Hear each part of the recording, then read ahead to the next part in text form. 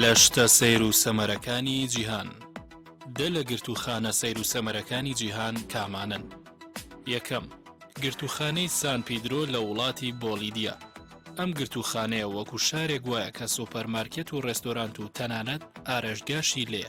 سەیر و سەمرەکانی ئەو گرتوخانەیە ئەوەیە کە سزادراوان هیچ پاسەوانێک بەچاو نابینن مەگەر بیانەوێت لە دەواازەکانی شار بچنە دەرەوە کە ئەو کاتەیە پاسەوانەکان بەدیارکەون و ناهێڵن. لەم گرتوخانەیە زیندانیەکان ئەتوانن شوێنی مانەوەی خۆیان لە یەکتر بکڕن لە ماڵێکی گەورە و پڕ لە پێداویستی بگرێت تا کڕینی خێوەتێک. دووەم، گرتوخانەی سارک لە جەزیرەی گوێنسی. ئەم گرتوخانەیە تەنها 2 گیراو تێدا جێی دەبێتەوە، هیچ گیراوێکیش لە شەوێک زیاتر تێدا نامێنێتەوە. سێەم، گرتوخانەی هاڵدێن لە نەرویج. ئەم گرتوخانەیە بۆ گیراوان وەکو هۆتێلێکی 5 ئەستێرە وایە. 20 ملیۆن دۆلار تێچووی دروستکردنی ئەو گرتوخانەیە بووە. زیندانی دەتوانێت سەلاجەیەکی بچووک و تەلەڤیزۆنێک و تەنانەت حەمام و تاوالێتی تایبەت بەخۆی هەبێت.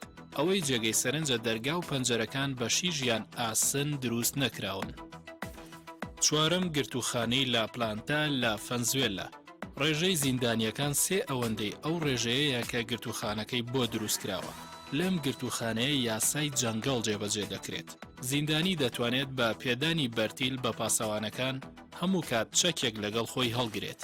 لە کاتی خۆپیشاندانی زیندانیەکانیش کە هەموو 3 مانگ جارێک ڕوودەدات چەندین کەس لە زیندانیەکان و پاسەوانەکان بریندار دەبن یان دەکوژرێن. پێنجەم، گرتوخانەی سیری سۆچیت و ماڵ لە وڵاتی مەکسیک. ئەم گرتوخانەیە نزیک بە 20 ساڵ دەبێت کە هیچ جۆرە توندوتیژیەک تێیدا ڕووی نەداوە.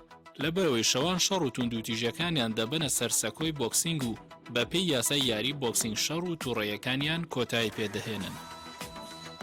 شەشەم، گرتوخانەی ماریکۆپا لە ویلایەتی ئاریزۆنای ئەمریکا. زیندانیەکانی ئەم گرتوخانەیە لە بەدبەختترین زیندانیەکانی جیهانن. ئەوان ناچارن لە پلەی گەرمی 43 پلەی سەدی شەوانی ئاریزۆنا لە ژێر خێوەتا بخەون. یەکێک لە گرفتەکانیان ئەوەیە ئەبێ خۆیان پارەی خواردنی خۆیان بدەن. حوتەم، گرتوخانەی ئارانجۆیز لە وڵاتی ئیسپانیا. لەم گرتوخانەیە زۆر گرنگیەدەن بە سەرپەرشتیکردنی دایک و باوک بەسەر منداڵەکانیان. هەر بۆیە ئەو زیندانیانەی کە مناڵیان هەیە دەتوانن مناڵەکانیان بهێننە ناو گرتوخانەکە و لەوێ پێکەوە بژین. هەشتەم، گرتوخانەی باستۆی لە نەرویج. ئەم گرتوخانەیە لە ناو جەزیرەیەکە و سربەخۆی و هیچ پاسەوانێکی نییە.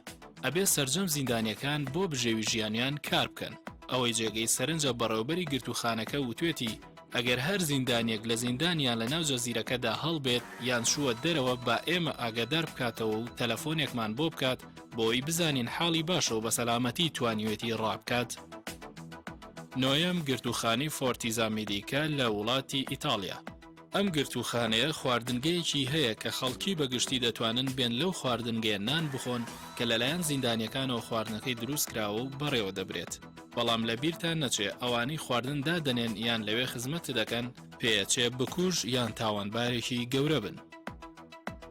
دەیەم، گرتوخانەی سیبۆ لە وڵاتی فیلیپین.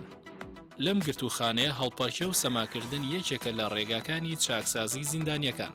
هەندێک جار لە یەک کاتدا سەدان زیندانی پێکەوە بە یەک شەو بە پێی مۆسیقا و گۆرانیە ناوبانگەکانی وڵاتی خۆیان سەما دەکەن یان هەڵدەپەڕن کە ئەوەش بووەتە پێوەری چاکسازی لە گرتوخانەکە.